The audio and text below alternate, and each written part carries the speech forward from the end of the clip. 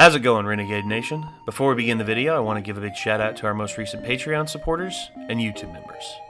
Mark, Professional Alcoholic, Ryzen, Isaac London, Brendan Wells, Julian Hernandez, Robert Roll, Ronald Coyote, Elijah Moffat, Meme Review, Melly Mel, Alexander Vertinsky, Aiden Shelton, Kasicle, Rin Naru, Tenebris Narud, Oki, Alpha Nightmare 666, Cole Lowe, Ace Attorney Fan 621, Abigail Stemper, Ali Mocha, Scratch Addict, Tentacles, Scar X Scar, John Doe, Tyler B, ZK, Apprentice, Smite Me God, Megs Wild, Quinn Woods, Jibin, Alec, The Names Do, Kleiner Toaster, Epic Binge Watcher, CTH, King Jester, Stated Whale, Ethan Paragoy, and Charlotte. And as always, I'd like to give a shout out to our executive producers, Bevan Brummett, Hades Belt, Tavon, and Alaskan Josh 98. Thank you all very much for your support. And if you want to become a Patreon supporter, click the link in the description to find out more. We'll see you there. Hey, don't bump me, I'll bump you. Bump you, bitch. I'm walking here. Hey, oh. Okay, if you take my double, you took my double.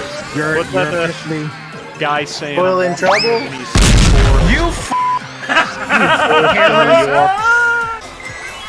Yep, the barely made that. No, you had to know it more than one. And now we move on to my favorite Friday the 13th movie. Yes, really. Jason Lives. Considered by many to be the peak of the Friday the 13th franchise. Strange, considering it's literally the 6th one. You think a lot of people would at this point be like, oh gosh, this just needs to die. In which, to a certain degree, I would agree. But at the same time, seeing this, I couldn't help but just think, damn. I wonder what else they're going to do with Jason.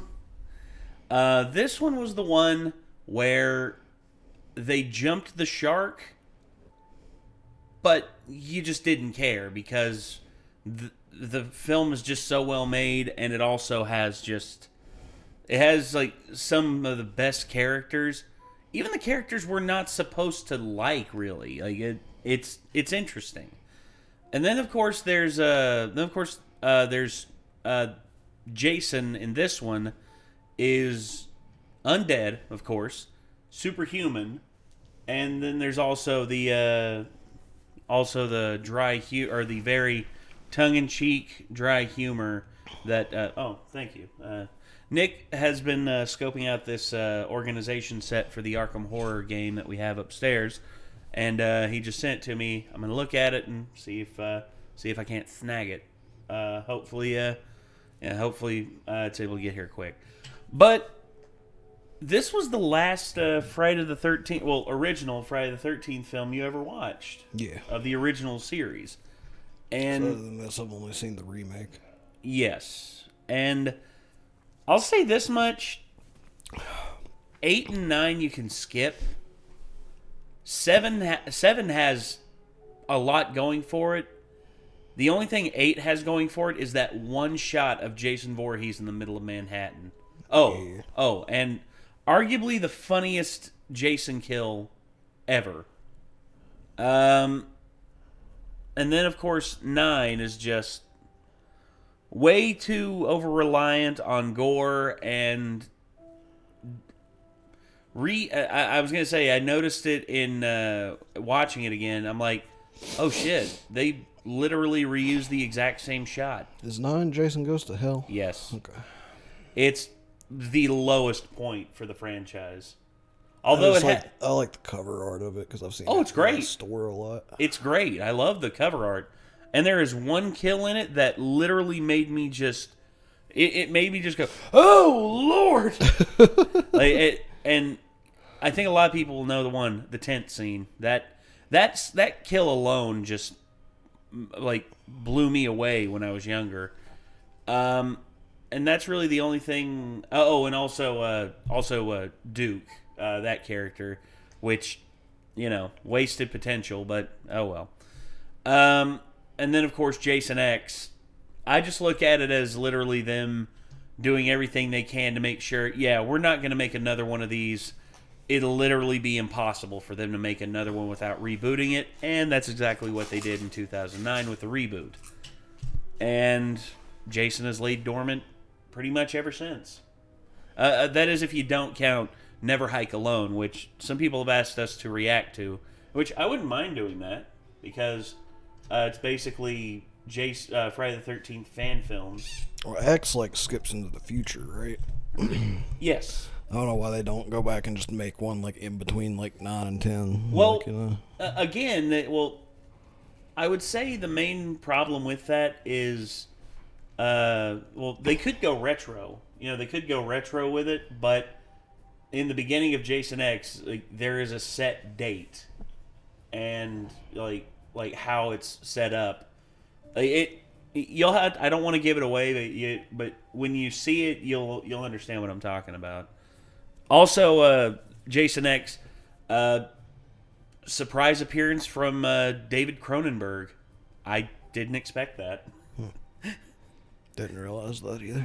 Oh yeah, and also Lexa Doig from Battlestar Galactica. She's in it, and she's again. I just like Lexa Doig. She's very awesome and very hot.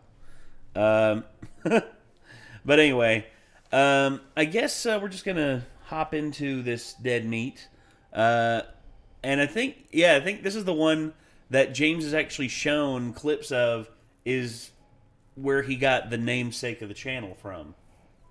I think 100%. Yeah, this is the one, I think, because it is 100%. I know that. I remember that now. So anyway, I guess we're gonna hop in. Here we go.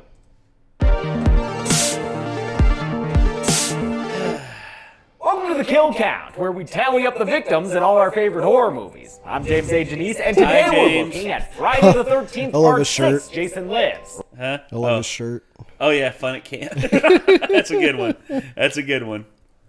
Released in 1986. After the negative reactions to A New Beginning, Paramount knew they needed to bring back Jason Voorhees. Frank Mancuso Jr., executive producer and series overseer, enlisted Tom McLaughlin to helm the project. He'd be the first person to write and direct a Friday the 13th film by himself. Jason Lives is often regarded as the best of the series, if not top 2, alongside Joe Zito's The Final Chapter. It's the first Friday the 13th to feel like a major motion picture. Fridays 1 through 5 look cheap, which is fine, don't get me wrong. It adds to the homegrown rustic nature of the series. They exist for cool kills. That's all, and that's fine. But Tom McLaughlin came to make a capital M movie with an actual story, developed characters, and downright awesome action sequences. After binging the first 5 films back to back, McLaughlin knew the series was in dire need of change. With an okay from Mancuso, as long as he didn't make fun of Jason, McLaughlin wrote a script full of self-aware humor that sometimes breaks the fourth wall. Kevin Williamson later told McLaughlin that this movie influenced him while writing Scream. Wanting to honor the franchise's DNA, though, McLaughlin set the film at a summer camp for the first time since Part 2, Camp Forest Green, which is really just a renamed Camp Crystal Lake. In other words, Jason's OG hunting grounds. To further differentiate his installment, McLaughlin added actual kids. The last time we saw any campers was in Part 1's cold open, and those little tykes were fast asleep. These ones are naming kick-ass YouTube channels. What do you think?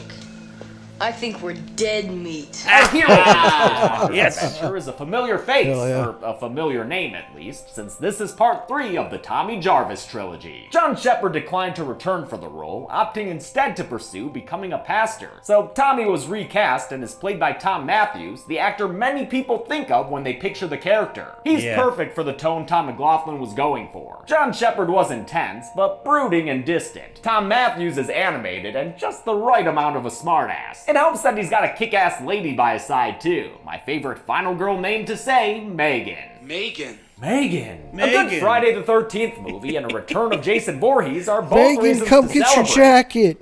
Megan. Megan, come back. Megan. No. It's one of my favorite Key and Peele sketches.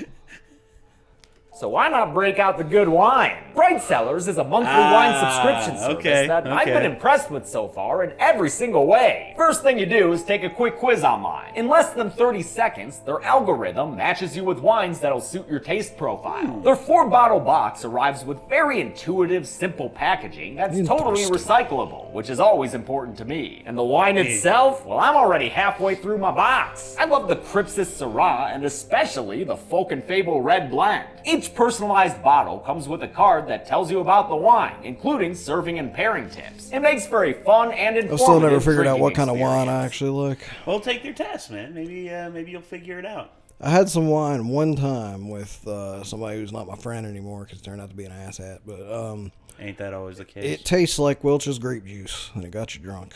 And I cannot find that again.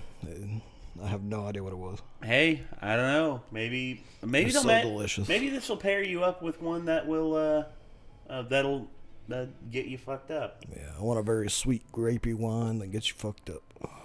I think they can help you with that. 'Cause being wine drunk is much different from being drunk on anything else. It's like warm and fuzzy compared to everything else. Well, yeah.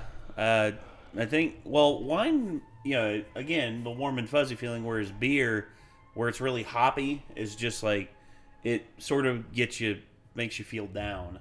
And then liquor is just like, I want to jump off top of my house. At least that's how it is with me, anyway. Not for me. No, I know. Liquor for me is pretty much just like, yeah, I feel normal. I could talk to people without worrying about it. So relatable.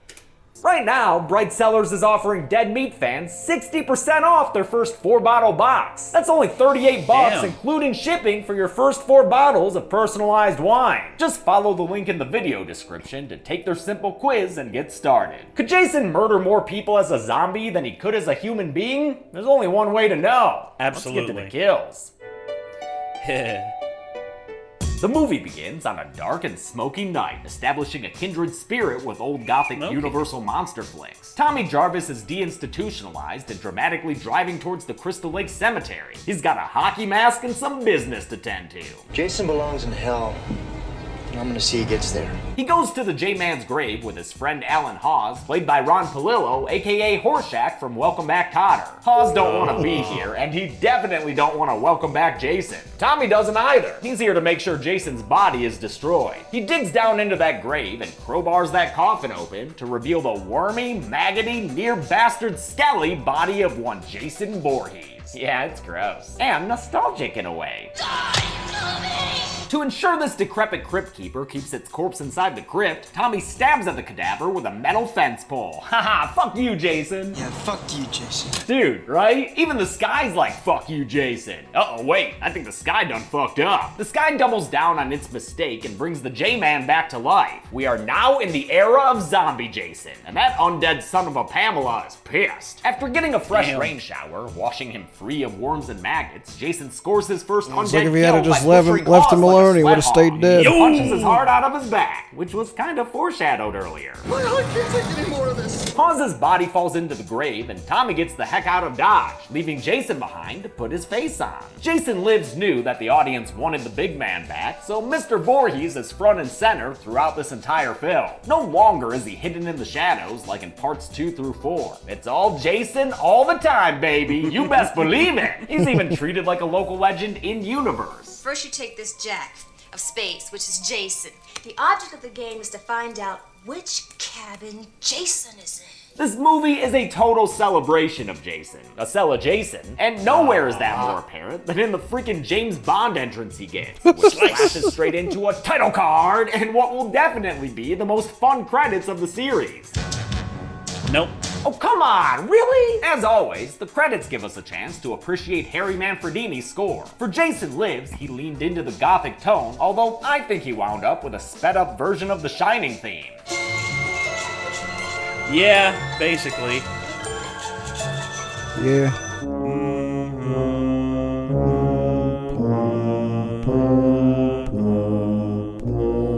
Maybe it's an intentional reference, like the bomb, Which, I mean, which was done by Titan. Everybody knows The Shining theme is actually a classical piece of music, right? It is. It basically is. I always hear people refer to it as The Shining theme, and I'm like, it existed before The Shining. It was it was just done very slowly with like tubas for The Shining. Yeah, and in this one it's done with like strings. Because I heard piano. Glenn and Mac or Rob, and Charlie were talking about on their podcast that they wanted like the Shining theme for their waiting for Big Mo episode.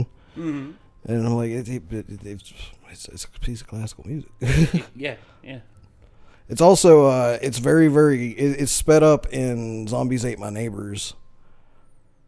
Because it's like part of one of the level themes. It's like bum dun dun dun dun dun dun dun dun dun dun. I think I know the theme you're talking about. I just can't help but think. I just can't help but just like again, like why people gotta flip out over like I heard one person flip out about just like it's like no one else but Whitney Houston should sing. I forget who it was. Like no one else but Whitney Houston should sing. And I Will Always Love You because she mastered that song, and I'm like, you do realize Dolly Parton wrote it, right? And all of a sudden it's like, what? I'm like, written by Dolly Parton. I mean, what else is there? Whitney Houston may have perfected the song, and she's known for it, but she didn't write it. I tell you what, man, Hurt by Johnny Cash might be the best song he ever wrote. Yeah, Trent Reznor might have something to say about that. I heard someone say that. I heard someone say that, too, when I was working at Hardee's. Like, Johnny didn't write that. It's like, man, Johnny wrote that song right before, right after June died. And I'm like, June's in the video, you dumbass. How can he write the song for her if she's dead? If she's not dead?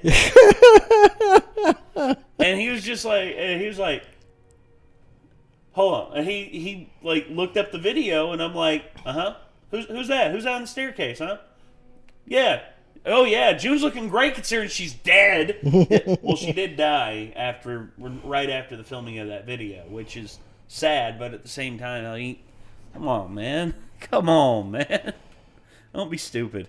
Title designer Dan Curry. Curry used a real machete to slash open a black garbage bag full of milk. For a long time, I thought Orgy wrote Blue Monday, so I can't say much, by the way.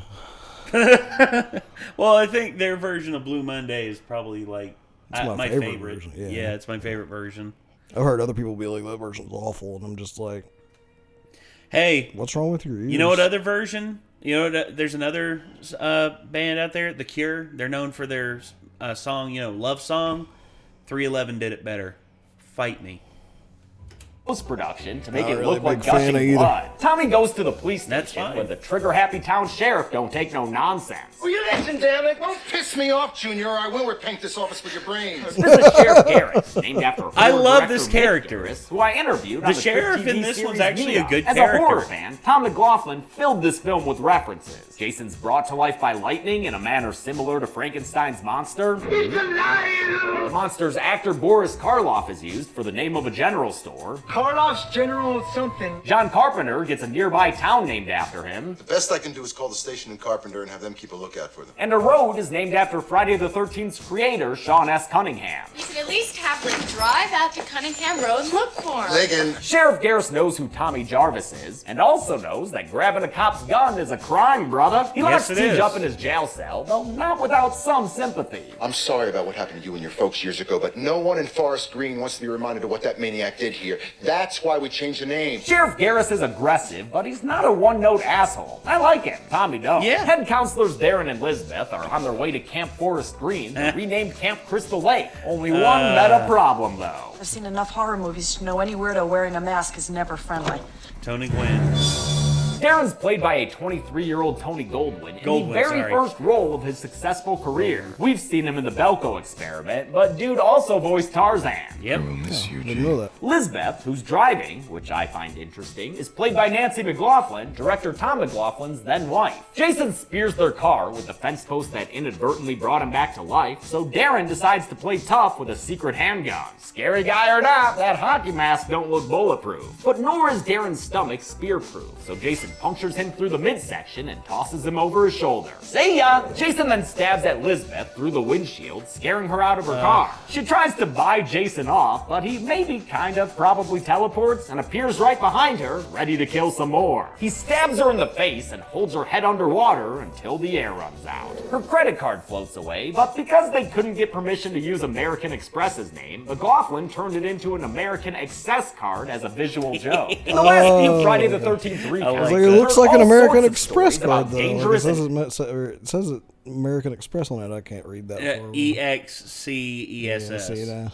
American Excess. Yeah. It's a good name. It's great. I like it. If anything, that would be like the phony version that would be in Grand Theft Auto 5. Instead of a shark card, it's an American Excess card. Come on, Rockstar, get on your game. In the last few Friday the 13th recounts, you've heard all sorts of stories about dangerous and irresponsible set conditions. The production of Jason Lives was thankfully nothing like that. Drugs and drinking were replaced by board games and bowling. It was a familial atmosphere fostered by Tom McLaughlin and his wife Nancy, the set's so-called den mother who made sure everyone was always taken care of. It's perhaps ironic then that Nancy was the only one who experienced any danger. First, she was nearly killed when the real spear they used changed trajectory after hitting the glass windshield. It missed me by a speck. I mean, they could only do it once.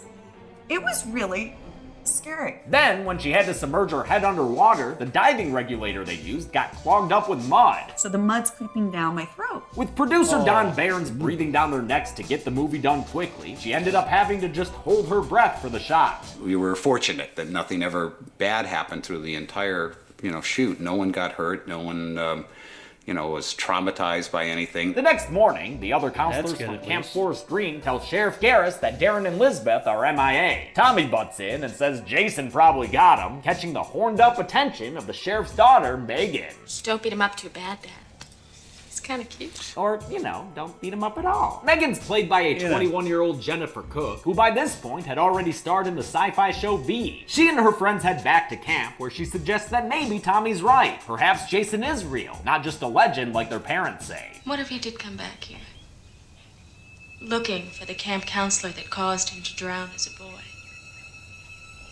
Searching for the one that decapitated his vengeful mother. Once again, the Friday timeline doesn't make a lot of sense. This movie takes place a year after A New Beginning, I think, meaning 5 or 6 years after the events of parts 2 through 4. That's not enough time for these kids to forget that Jason was actually real, or that Forest Green used to be called Crystal Lake. But whatever, no time to deal with that nonsense now, because a bus full of bedwetters just opened its door and spilled them into the laps of these camp counselors. I think I'd rather deal with old Jason. Inventive or not, a Friday film needs a scene with randos getting killed. And our first group of randos in Jason Lives are people paintballing as part of a corporate teamwork outing. Really fun characters here, played by actors Tom McLaughlin met in a mime class. That explains why one of them, Roy, is basically a real-life cartoon character, just add sound effects. There's also a pair of dudes named Stan and Larry, who, much like those Part 5 greasers, I think are secret boyfriends. It's become this whole other We need to have a corporate paintball outing, Nate.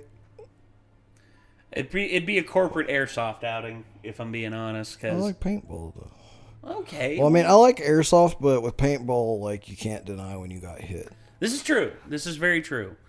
And like, there are airsoft paintballs you can get, but you can only use them with certain kinds of guns, which means, for the most part, usually not electric guns, and so that's kind of sucky.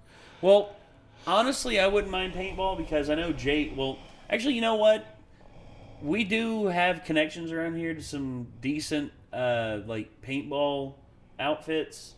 Like, Jake worked at one for a while, and they do airsoft as well, so we can talk to them about doing a little bit of an outing with some paintball. That'd be cool.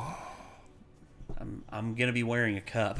Because well, duh. I don't want to paint ball to take out my boys. If you get hit right in the testicle, it's going to feel real bad. I mean, they're just hanging there, man. Defenseless. Gotta have them some protection. You want to protect, at the very least, those in your eyeballs. Played by Matthew Faison, who would later be a deranged teacher in Freddy's Dead, The Final Nightmare. The last dude here is a hilariously over-the-top misogynist named Burt. She should have stayed in the kitchen where she belongs. He's pissed because he got shot and eliminated by co-worker Katie, who also paintballs Stan and Larry. Honestly, Jason lives as low-key feminist and high-key self-aware with those headbands that say dead on them. The first one to really die is the testy testosteronator Burt. While hacking trees angrily with a machete, Jason grabs his arm. He hurtles his face into a tree, leaving a smiley face behind. Or maybe just leaving blood on a smiley face that was already there. It's corny either way, okay? No, in truth, it was the smiley face was done because Jason grabs his arm. The smiley face don't know where it comes from, but the dude literally runs into a. Actually, hold on, wait. So they make it look like that circle right there. They make it look like he's heading towards the branch. Yeah. But I think the smiley face actually is there. I didn't notice that. Yeah, because they make it look like he impales his face on the branch. Yeah, and then... So my guess is like he impales his face on the branch, and it made the blood spray out onto the smiley face. Well, actually... Or the branch might have hit him like in the neck. Yeah, I think the branch is actually what's holding him up. Yeah. And he's just like falls over to the side. So it might have hit him like in the, like right in the fucking Adam's apple, pretty much. Yeah. Leaving a smiley face behind. Yeah. Or maybe just leaving blood on a smiley face that was already there. I think it's the second. Yeah. Because going back and looking at it again, I think it is already For there. the sake of it not being just completely stupid, it has to be the second. Yeah.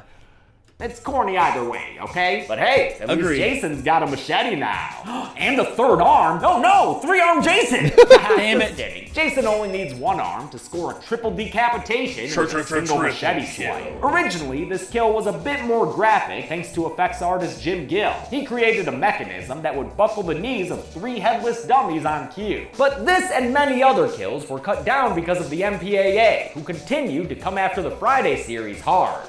Damn you, MPAA! MPAA. Nowadays they wouldn't give a fuck. No! Because look what they got away with in the Saw movies, man. Come on.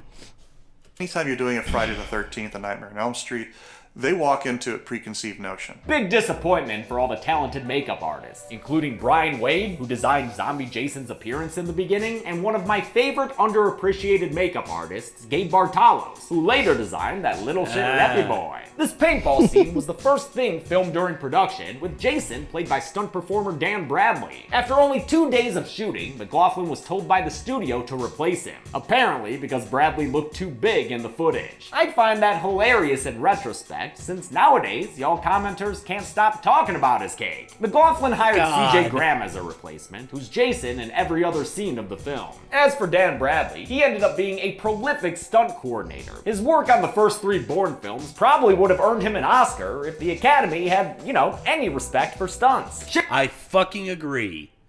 Yeah, the Academy's a joke. I mean, the stunt performers are always they're the backbone of a lot of action films and horror films and shit like that. They don't get anywhere near enough credit, man. Nope.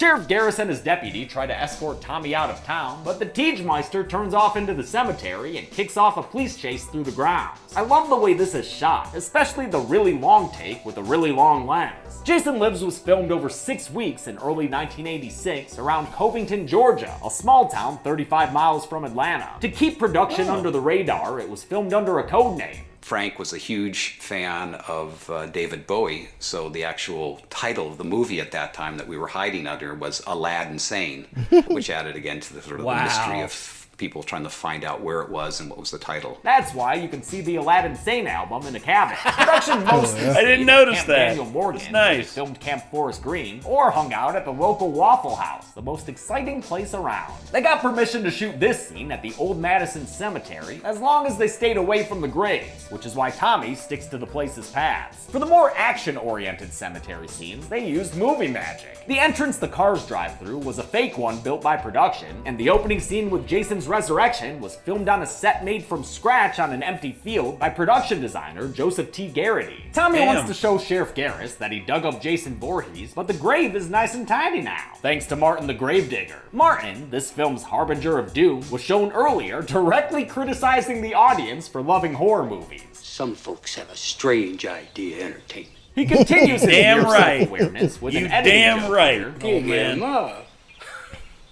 Does he think I'm a fart head? It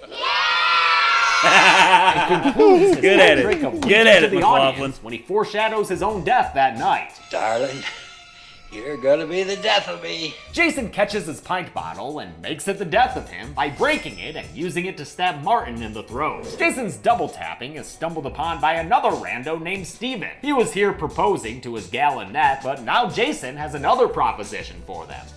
He kills them by stabbing them together with his machete. The sequence with these 3 kills was filmed during 2 days of reshoots in Griffith Park. It was ordered by Frank Mancuso to increase the movie's body count, and while it messes up the pacing a bit, at least it gives us the scary shot of when Jason notices Steven watching him. Back at Camp Forest Green, the campers are fast asleep, some with half-written letters to home, others with half-read French existential plays. Everything is so chill, one of the counselors sneaks away in a Winnebago. It's the male counselor, Court, pumping away in a PG-13 style sex scene, since this is the only Friday film without any nudity. He's having girl-on-top sex with Nikki, played by Darcy DeMoss, who, remember, was gonna be Tina in part 5 before she turned down the scummy director asking her out on a date. The next day I didn't have a heart, and the excuse was that I wasn't well enough and down. DeMoss was brought back, thankfully, by casting directors Fern Champion and Pamela Basker, low-key MVPs of the franchise since they casted parts 4, 5, and 6, meaning they gave us Crispin Glover, Corey Feldman, and all the delightful character actors in A New Beginning. Prior to this, Darcy DeMoss had appeared in several of Ron Harris's Aromasize videos, but I don't think she was in the one Coroner Axel watched in the final chapter. Anyway, if the RV is a rockin', you know Jason's gonna come a-knockin', and he winds up aboard before they start driving back to camp. Court hauls ass and blasts Teenage Frankenstein, one of 3 Alice Someone's Cooper getting a songs cock featured in and this movie. they're gonna Another get it is- chopping. Yeah, exactly. Also, I love the fact that Alice Cooper was involved with this film a lot in terms of the music production. Hell yeah. He actually made like a song for it, which is awesome. The man behind the mask. He's back, the man behind the mask. The closest thing Jason ever had to I've seen him play that song live. Say what? Said I've seen him play that song live. Really? Yeah. Oh yeah, you've seen Awesome. Alice Cooper. Yeah, it's kick-ass. J-Man's all over the music video for it, which was directed by the Final Chapters director, Joseph Zito. The loud music Hopefully he keeps wasn't Court such a oblivious when Jason grabs Nikki and abducts her into the bathroom. He kills her by shoving her face through the wall. But hey, now we can make giant Nikki face cookies. I think that's one of my favorite prop uses. That's basic. You know what that is? That's basically it's a latex stretch with spandex underneath it, and they added a layer of paint to it that was flexible. It was like a latex paint, and then basically they just mushed her face into it like 3 or 4 times for the take. It reminds me of the first Nightmare on Elm Street whenever Nancy's asleep in the bed and the crucifix is falling off and Freddy does this thing through the wall. You know, it was very popular. It became very popular around that time, but this is a bit more visceral because this isn't a dream. It's basically her face being smashed into the side of the RV. I just think it's really Jason cool. kills Court quickly thereafter by stabbing him in the head with a knife. The driver's death causes a magnificent accident and flips the RV onto its side. This was the last thing filmed for the movie, since Jason actor CJ Graham had to pop out and stand atop a burning vehicle. Though it looks badass, it could have gone very wrong, so might as well film everything else beforehand. The stunt was also used by McLaughlin to get back at Don Behrens, the producer who kept rushing him to get everything done quickly. Behrens had been promised a bonus if he made sure the movie was completed on time, and tried to give himself an extra bonus by claiming an RV air conditioner unit for himself. He had this expensive swamp cooler set aside, but the frustrated crew put it back atop the RV before this crash. First thing before Exploded. The cheers that went on and the excitement over. We got him. Sheriff Garris has deposited Tommy outside Fort. I wonder what Don Behrens would have said to him as soon as he found it. I was like, "Where's my swamp cooler?" It's like, it's there, and there, and there. For some reason, I just see him being the kind of dude that just looks at it for a minute and he's like, "Oh, come on, man." Like, I don't know. See that. I don't really know him. He could have easily gotten like really mad or something, but I just see him being the kind of guy that's like, "Come on, man." It's just his look, I guess. I just imagine him saying that. Oh, a perfectly good waste of a swamp cooler. Green city limits, but that night he finds Derryn and Elizabeth's bodies, followed by what's left of that paintballer Roy. Roy was last seen fleeing from Jason in the paintball sequence, and the only parts of him Jason left behind are some limbs and a bloody pair of eyeglasses. Sheriff Garris tells Deputy Rick Colon that he believes Tommy Jarvis I think that's going to be the dull wants us to machete. believe his story. I think that's going to be the dull machete because where we don't see him die, I think that's going to be dull machete. Usually any off-screen, the right that's the day dull to machete. pull this shit. Yeah. What do you mean? Happy Friday the 13th.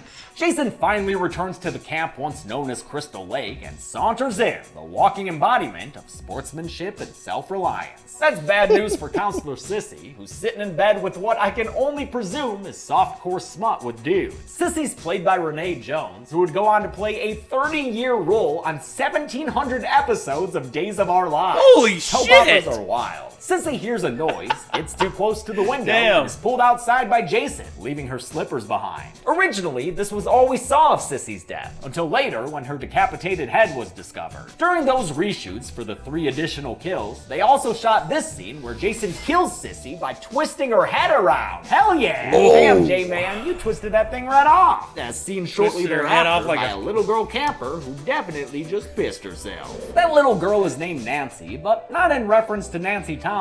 McLaughlin said he named the character after his wonderful wife. Sweet, innocent child who believes that if you're good, God's going to protect you. That's why later, when Jason wanders into a cabin full of kid campers, Nancy reacts to his presence by praying for her safety. Don't worry though, little girl. Jason may stare menacingly, but he's not really the kid-killing type. Unlike Michael Myers, that evil bastard, and obviously very much unlike Freddy Krueger. The last living counselor is Paula, younger sister of Elizabeth, who Jason killed earlier. Well, like sister, and ain't no one gonna be left to miss her. Now that Jason knows, he ain't never gonna let Paula go. Sister.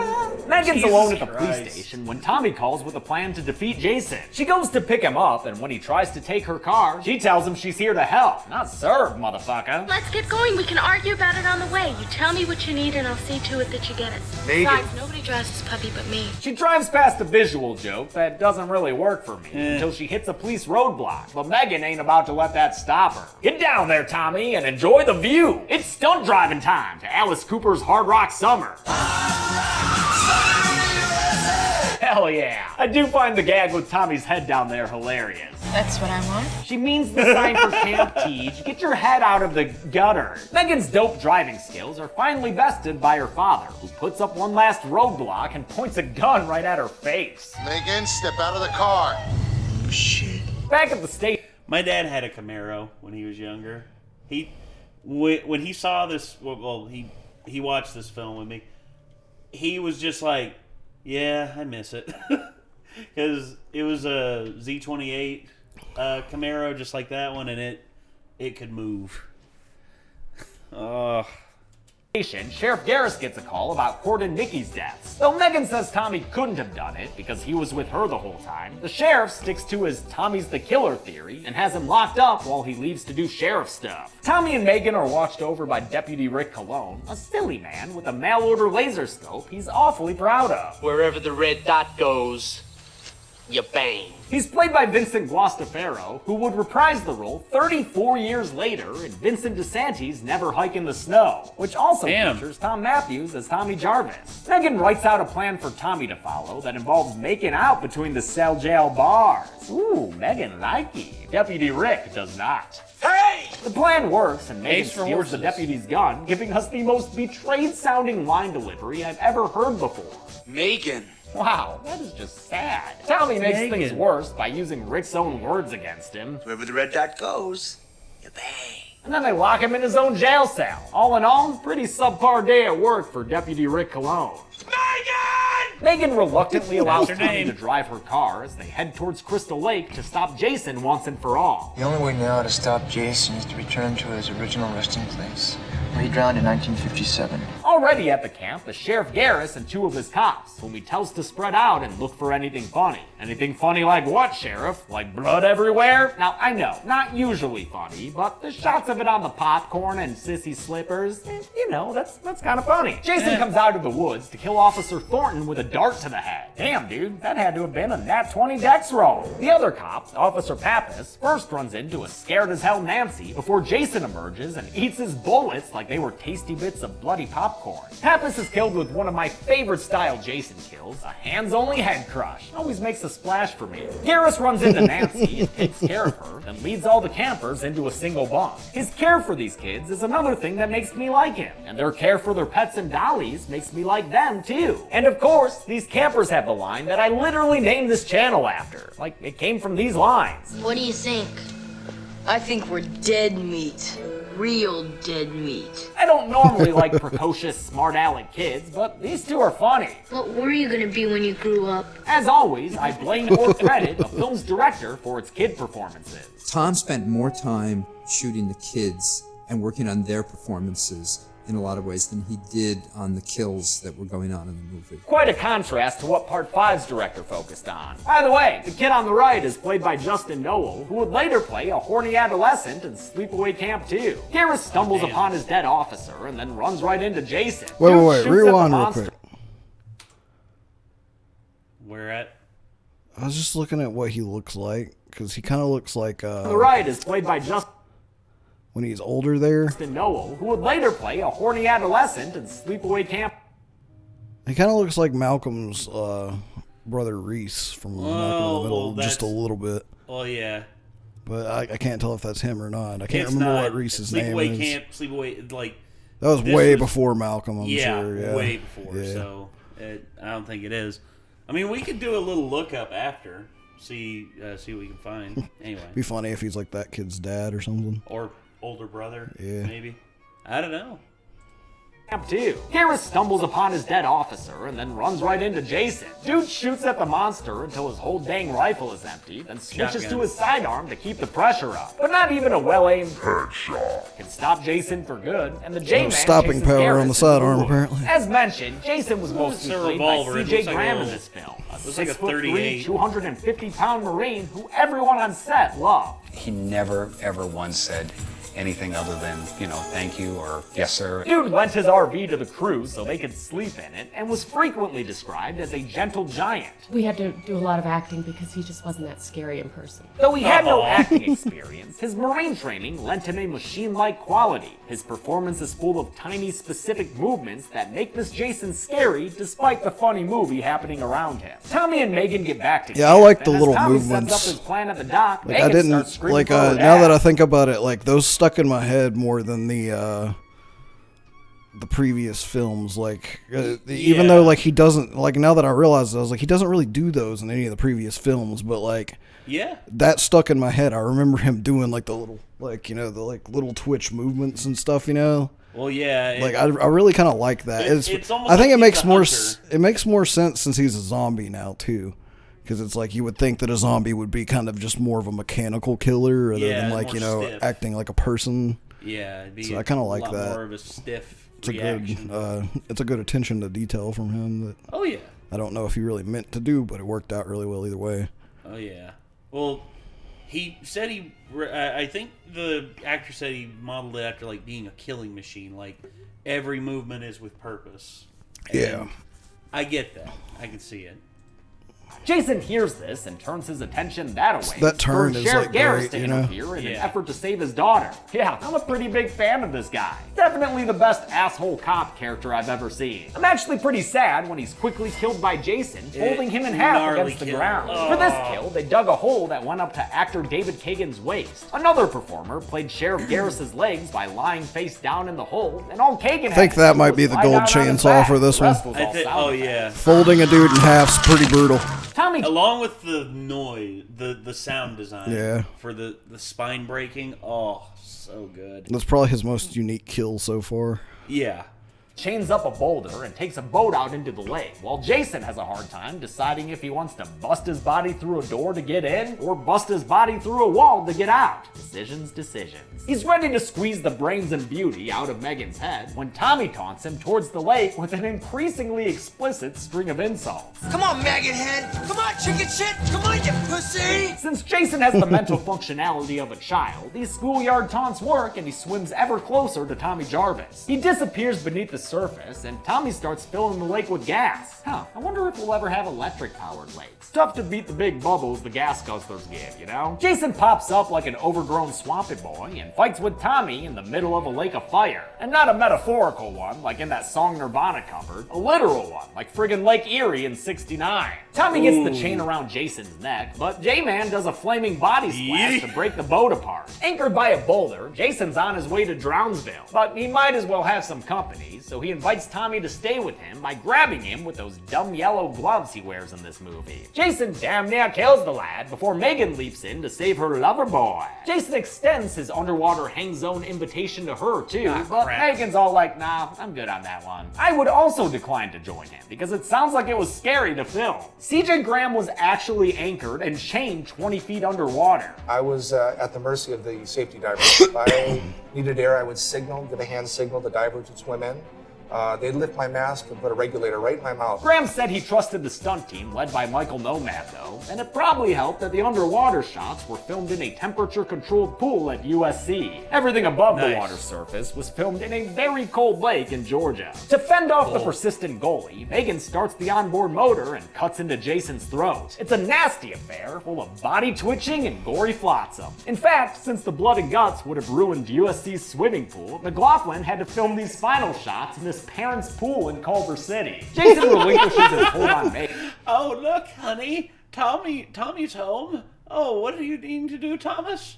Oh, you want to kill someone in the pool? Oh, well, okay. That's fine.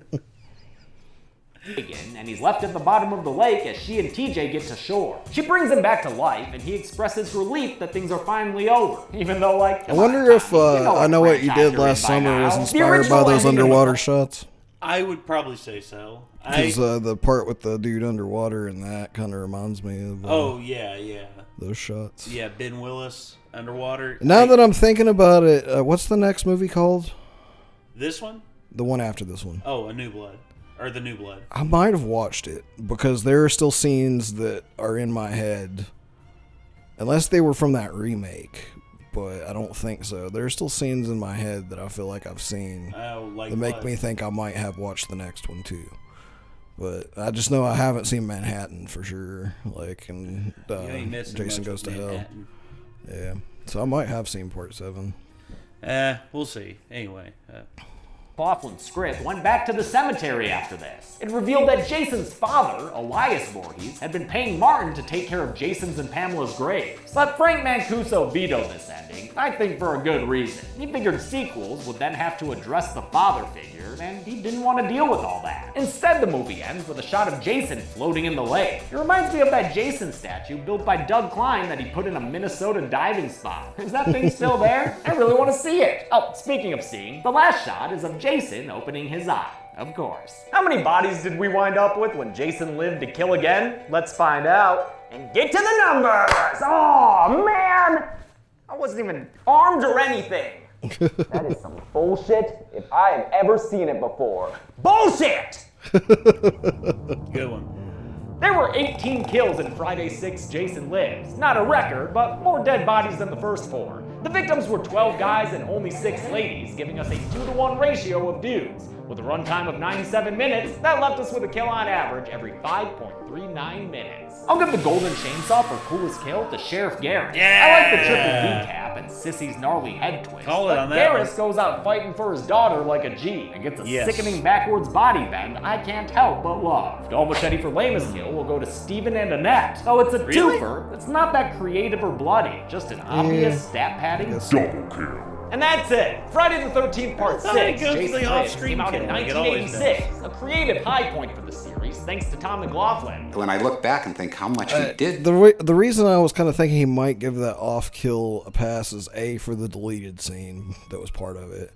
Yeah. And B, for the fact that you still get to see like him carry your head by and shit, you know, so like that part's kind of makes it better than your average just person who disappears off screen, doesn't get found until later with just some blood on their shirt or something, you know. Yeah, it's true. Well. Do with that amount of money. It was pretty miraculous, but I really give the full credit to it. Just a, great crew, a great team of people all saying, yeah, let's make this one a little more special. Though it was well received by fans and even the occasional critic, it performed poorly at the box office. This was the first Friday the 13th that didn't open at number 1, and it earned the lowest gross of any Friday up to that point. This was likely because people were disappointed in Part 5, and also because they had a new horror series in town, Nightmare on Elm Street. A failed crossover with Freddy Krueger would lead to the next Friday, The New Blood. I'll tell you all about it next week. Until then, I'm James A. Janice. This has been the Kill Count. On the next Kill Count. When a series gets 7 movies deep, you gotta add some. Yeah. I think if I was alive back then and watching horror movies, I definitely probably would have seen the first Freddy movie and been like, dude, like, anytime someone asked me, it's like, hey, have you gone to see the new Jason movie yet? I'd be like, dude, those are so old now. Like, have you seen the Freddy Krueger movies? Have you seen the new the Nightmare on Elm Street? Dude, I haven't slept in like 3 months since I saw that movie. This movie's terrifying. Scary as shit, man. Back in 86 or whatever, whenever that came out. 84, first one. Yeah, 84. Like, I mean, if I was alive back then and watching horror movies, there wouldn't be a lot to desensitize you to Freddy Krueger, I don't think. Well, again, the visual. I think that'd be like horrifying when you first saw it. Again, man, the brainchild of Wes, like the brainchild of Wes Craven, man. I mean, he just. It's still like, I mean, when I first watched Nightmare on Elm Street, finally, I mean, like, I saw one scene from it as a kid, and that was like the first gore scene I ever saw, and that was the dude's head fucking exploding from the final Nightmare, or Freddy's Dead, rather. Yeah. You know, that stuck with me. I was just like, that was terrifying. And then when I watched the first, like, Nightmare on Elm Street movie finally, it did actually creep me out for a little bit. I was like, I don't want to go to sleep now. I would say the first kill I ever saw from Nightmare on Elm Street was probably, I would say the comic book kill in Nightmare on Elm Street 5. Remember the kid who was like obsessed with comic books, and it becomes like that's probably one of the least gory kills. I know, of all of them too. I know, so that wouldn't have scared me nearly as bad as the rest of them. But that was the first one I remember, and I was like, oh my gosh, like kid just got sliced up. Got all the color drained from him and got sliced up into ribbons. Oh, but later on, I went back and watched the previous ones, and there's a lot of really good ones. I would say the Welcome to Primetime bitch is probably my most memorable. That's my favorite Freddy line.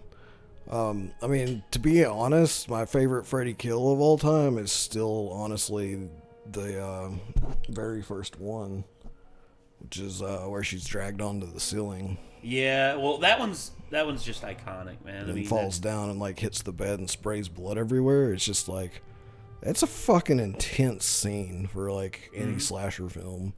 Oh yeah. And like really like, you know, him standing there like yelling, like unable to do anything. Like there's a lot about it to make you like scared no matter which character you're putting yourself in the shoes of out of the two, pretty much. And again, man, I mean, just tapping into the unconscious fears of like you're asleep and there's nothing you can do. Again, Wes Craven. This is one thing I'll say about the Friday the 13th movies versus Nightmare on Elm Street. The Nightmare on Elm Street films have a lot more thought put into them. I'd say the only one of the Friday films that has more thought put into it than normal was this one. And I'd say that's about it.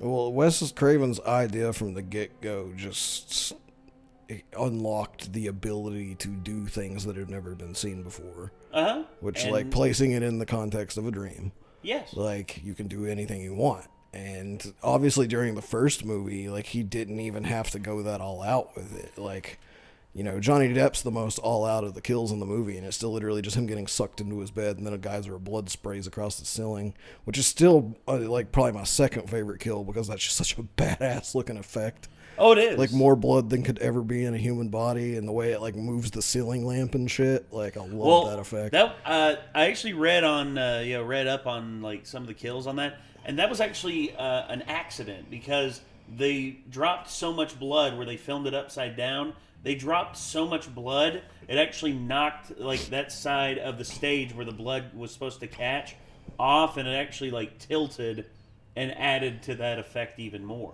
And when Wes saw it, they were going to, like, reset it up and reshoot it, and he said, no, that's perfect. We will never do that better, because it literally was a happy accident. Yeah. And just like, I mean, compared to previous slasher films where you just had to figure out the most unique ways a corporeal thing could kill somebody, like, you just open the door to do so many more things with Freddy. Oh, yeah. Like, it was just a great concept to start with.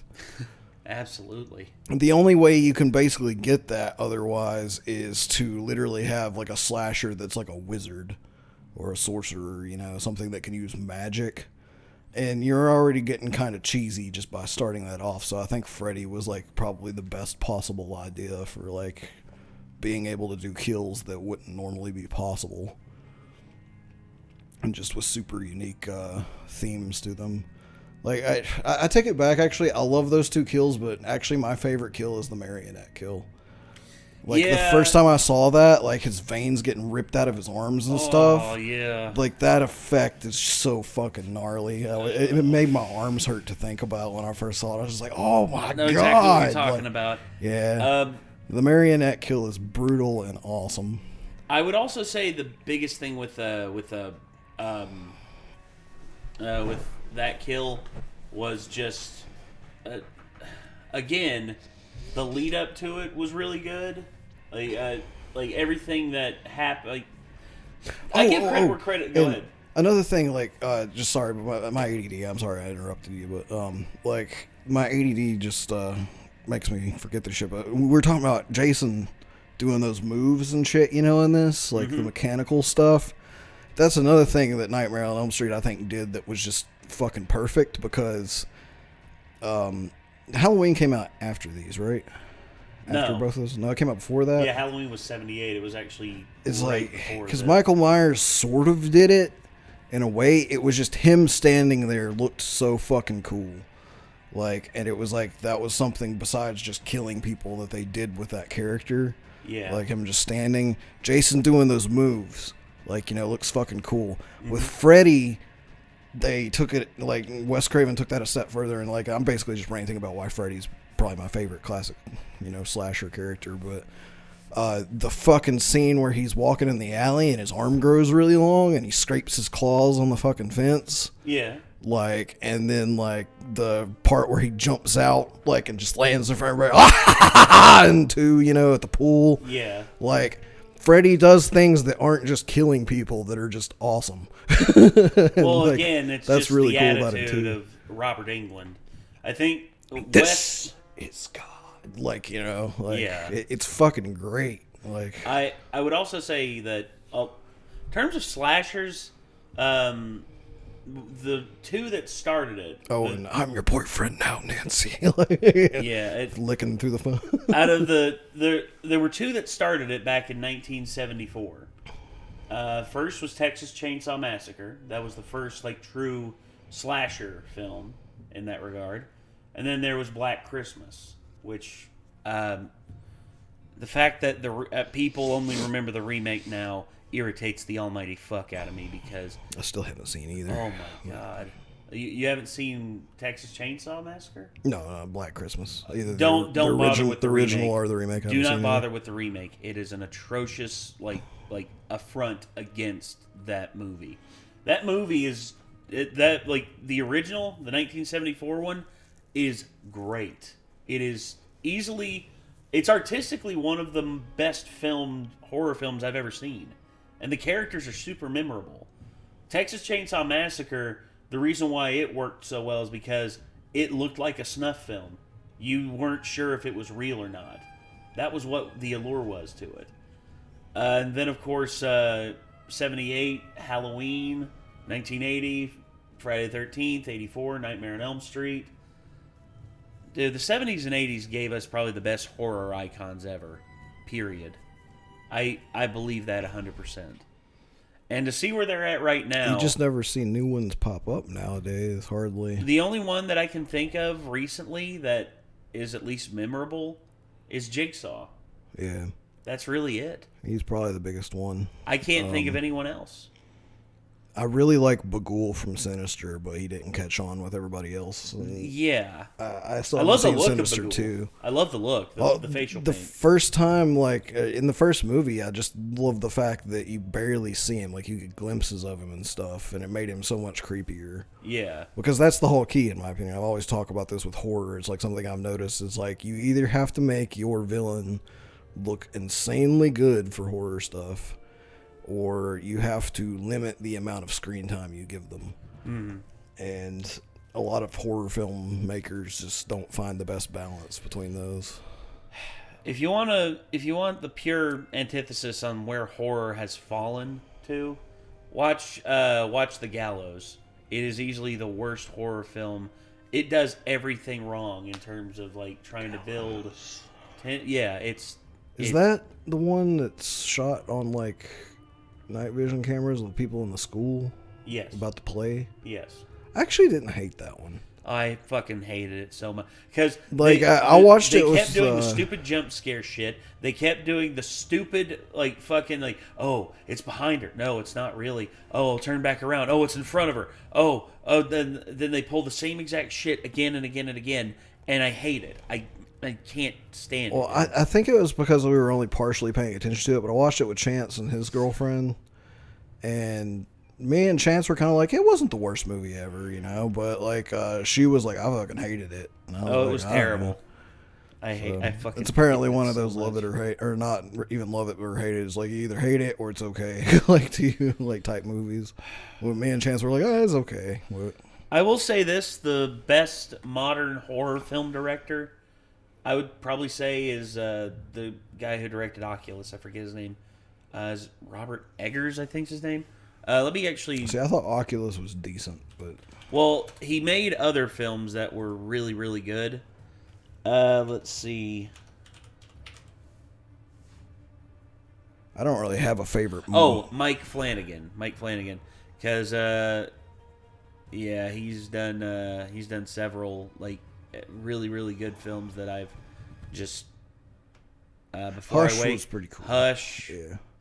Oculus. Ouija was apparently horrible, though. No, the second one, Origin of Evil, is actually really good. Really? I heard they both The suck. first one's terrible. First one's absolutely horrible. Oh, he made Gerald's Game, though. Yeah. It's supposed to be good. And here, look. Whereas the first Ouija film... Yeah, I never trust critics on horror movies, though. 6%. It's probably pretty decent, then. Exactly, that's what I'm saying. Sometimes critics don't get it right. Critics never get it right on horror films. But right here... They hate all the good ones and love all the bad ones. Well, I would say that, but I would also say, what is it? A Quiet Place. They got right about that one, and Get Out. Fair enough. Yeah, I mean, look at the critical, the critic score on Rotten Tomatoes for the first Saw. Well, again, Saw was one that I would definitely say is over time, critics have realized just how much It's at 51%, which is pretty good. Like it's. I mean, half and half, basically. Well, half again, the critics were like, "This movie was awful," and it's like clearly that movie's not awful. Yeah, but again, man, I mean, it's just. It's hard to really. So I just remember my peg friend it. Louis in high school always giving me shit because he's like, "You like Saw? All the critics hate Saw," and I was like, "The critics are full of shit, Louis. I don't give a fuck what the critics say. It's one of the best horror movies I've seen in a very long time." Yeah, Silence of the Lambs. This is one of my favorite horror films ever. It's great. Oh yeah, and it's actually, I would say, probably one of the winningest horror films of all time because 95%. But not only that, it is one of the only films ever to win all 5 of the big Oscars: Best Picture, Best Director, Best Actor, Best Screenplay, and Best Actress, and it won all of them. In my opinion, it's a very good horror film. It's just not my favorite personally. I get why everybody else all the critics like it and stuff because it stands as like a well-told story in addition to being a horror film, obviously. Yeah. But my personal favorite horror film of all time is still John Carpenter's The Thing. That's up And there. John Carpenter is probably my favorite horror top movie. Top 5 for me. He's probably my favorite horror movie creator in general. Well, I mean, you look at his track record. I mean, you look at Halloween. Halloween alone makes him a legend. The fact that he did The Thing after he did Halloween. Well, he's my favorite one. He's still alive, right? Yes. Yeah, he's my favorite living horror movie creator, whereas Wes Craven was probably my favorite. Oh God, Big Trouble in Little China. Christine, that's right. The Thing. George Romero would have been my third favorite. They Live, Mouth of Madness. Oh my gosh. Escape from New York, yeah. The Fog as well. That's also. So this is the cool thing. I even love Escape from New York.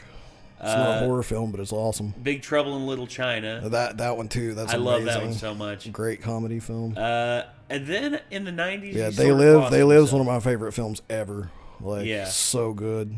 That was, I think, his last good film. Because after that, it's Vampires. Well, Vampires was awesome.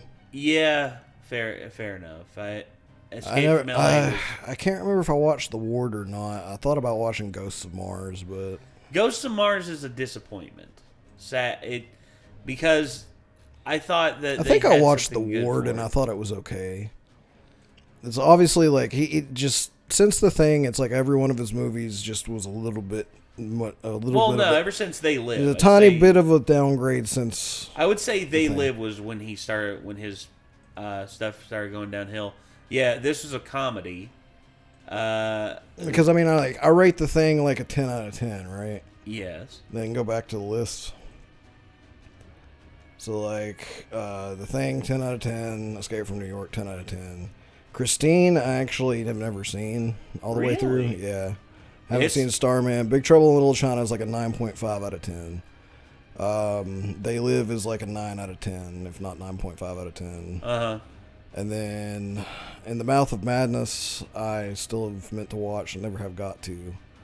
But, Village of the Damned. I heard bad things about Village of the Damned, but Yeah. Vampires I give like an 8.5 out of 10. I think that was his last good one. Yeah. So I mean, I've heard, and then The Ward. I think I saw it, and I would still probably give it like a 7.5 out of 10 if I remember right. But I mean, yeah, he just hasn't really made anything that's been super on point in a while. But Vampires, I still do enjoy quite a bit. It is one of my favorite vampire movies. I would say probably my It's favorite. not on the same level as like The Lost Boys, but it has some really awesome concepts, like shooting them with a crossbow that drags them outside into the sunlight. Yeah. Like there's some visceral shit in that movie, and I like it a lot. I would say for me, probably my favorite horror film of all time, just because of its psychological nature and also just how it's filmed. I just can't get over Seven. Seven's probably my favorite horror film of all time. And I still don't 100% consider Seven a horror film either. I think Seven is a psychological thriller. I would say it's a psychological thriller with some horror concepts. But I I don't really consider it a straight up horror film. I guess it's just for me the horror that is being portrayed on the faces of all the victims. Is what sells I'm it for pretty me. sure, like, if you search 7, like, up. It'll probably say, like, psychological thriller or something like that. Thriller. Psychological crime thriller. Yeah. Yep. Yeah, well. Is 7 a horror movie? It says it is a horror film directed by David Fincher on this one. Again, just Fincher. I guess it really just depends on what your definition of a horror film is. This says American neo-noir psychological crime thriller film. That's what's on here. Let's see. Ooh, The Killer. What's that? Like, there are elements of horror because obviously lust is horrific and gluttony is horrific, but it's not really a scary film overall. So is Wrath, dude. Wrath's pretty horrific because of I can't remember what Wrath was. What's in the box. Oh, right. Okay. Well, yes and no.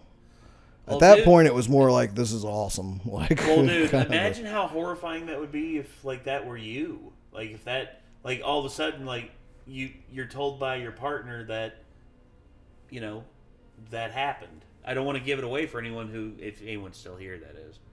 I don't want to give it away, but yeah, that's just... Whew. And it's something that you wouldn't have expected. Like... And it was actually so, like, I've probably said this before, it was so shocking that the studio begged Fincher to go back and change it. And when, you know, Morgan Freeman and Brad Pitt found this out, they both said, if you change that, we're walking and we're not promoting this. We're done. Like, this is tremendous. Don't change this. Yeah. I mean... And for them to have that much faith in David I don't think Fincher, it would have been as rated as high as it was if they changed it. Oh, no. It would have been... Because it's an iconic ending. It is. I mean, it's... Like, people are still talking about it here, like, almost 30 years later. Damn. But, I mean... It's probably off and wrong. I associate 7 in my head with films like Fight Club and Pulp Fiction. Like, it's the same kind of film to me. And that's why I guess I just don't usually think of it as a horror movie. Fair enough. Like, there were a lot of people back in the day that they were like, if you like Saw, you need to watch 7. And that's why I watched 7. And then I watched it and I was like, that was a really, really good movie. I just don't think it's like... I see where you get, like, you know, the comparison to Saw to an extent, but I think it's more of a thriller than it is a horror movie. But it definitely has horror elements. Yeah. It's definitely one of the most horrifying thrillers that I think I've seen. Besides maybe, I mean, technically that was a horror movie, though. The Room, what was the fucking, okay, so my Adderall isn't helping me pull shit out of my brain. Who was in it? I'm spacing on his fucking name, and he's so goddamn famous. Dr. Robotnik. Oh, Jim Carrey. Jim Carrey, yeah. The Jim Carrey horror film where he stays in the hotel room. Room 14. No, wait, that wasn't Jim Carrey. John Cusack. Yeah, that was John Cusack. Yeah, I'm mixing it up with number 23 or whatever. Yeah, 1408. Yeah, John Cusack, 1408. Like, that's kind of a movie that's like, it's thrillery. Like, the pacing, the plot, it all feels like a thriller, but it actually ends up being an actual horror film. Oh, I mean... That's also one film, like, I went to see Transformers and walked into the wrong theater by accident. And I was completely by myself, and it was room 1408, like, you know, and I just was like, fuck it, I wanted to see this anyways. I'll come see Transformers tomorrow night. And I watched it in a theater entirely by myself, and it was badass as hell watching a horror film in, like, a completely empty theater by myself. And I'll say this. I actually probably give that movie, like, more credit than it deserves because of that experience. Have you seen, like, the various endings that the film had? I only saw whatever I saw when I saw it in the theater the one time. Well, the ending we got at the end of the movie, the theatrical version, is the happy ending. And there's other endings that are pretty fucking dark. I honestly can't remember how it ended and what the version I saw. Well, I remember mostly scenes from in the middle of it. The air vent scene was the one where I was like, this creepy shit. Then, of course, another one that I thought was really good was The Descent, the first one. The Descent's one of my favorite top 10 horror films. I got to see it. Original ending of that one. I got to see an early viewing of it in either Knoxville or Asheville with my sister's ex-boyfriend Donald. Like, he took me with him to see it, and they actually had people from the production there. And they asked us on the way. Because they filmed it in. They asked us what we thought about it on the way out and stuff. Let's see. So we were like, it was awesome. Like, that was terrifying. Like, great. So I would say the ending of that one was really good. I've seen two different endings for that one. The original ending, what was on when it first came out, but then they changed it the very last minute, was it looks like she escaped. It looks like she's escaped. She's in the car. Turns and there's a creature. And there's a monster there.